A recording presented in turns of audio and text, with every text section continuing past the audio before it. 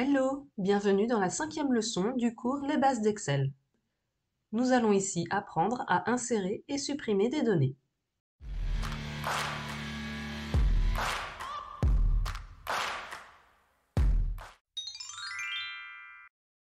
Tout d'abord, il faut comprendre que la zone insérée sera le reflet de la zone sélectionnée. Si vous sélectionnez une ligne, vous insérerez une ligne. Si vous sélectionnez 3 colonnes, vous insérerez 3 colonnes. Si vous êtes positionné sur une cellule, vous insérerez une cellule.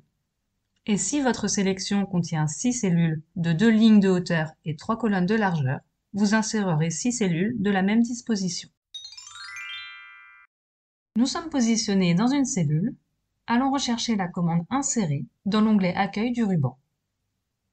Si nous cliquons sur Insérer, une nouvelle cellule s'insère et les données sont déplacées vers le bas.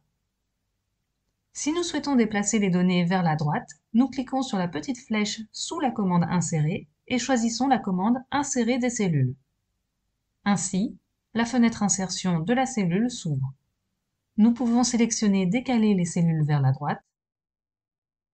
Nous pouvons insérer une colonne en cliquant sur la commande Insérer ou insérer plusieurs lignes. Nous retrouvons la même commande que celle du menu en effectuant un clic droit, puis en cliquant sur Insérer. Comme précédemment, nous pouvons insérer une cellule, une colonne, une ligne ou une plage.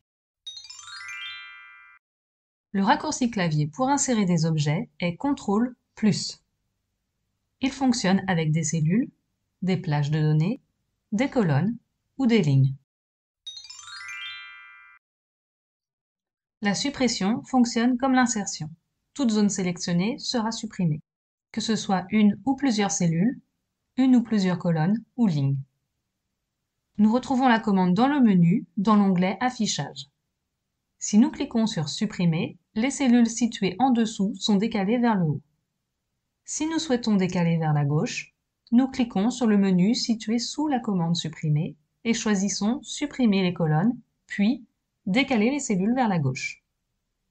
Nous retrouvons les commandes supprimées dans le menu contextuel en effectuant un clic droit. Nous pouvons également enfoncer les touches CTRL-. Dans la prochaine leçon, nous allons afficher et masquer des données. N'oubliez pas de cliquer j'aime si vous avez apprécié cette vidéo. C'est ce qui m'aide à faire connaître la chaîne.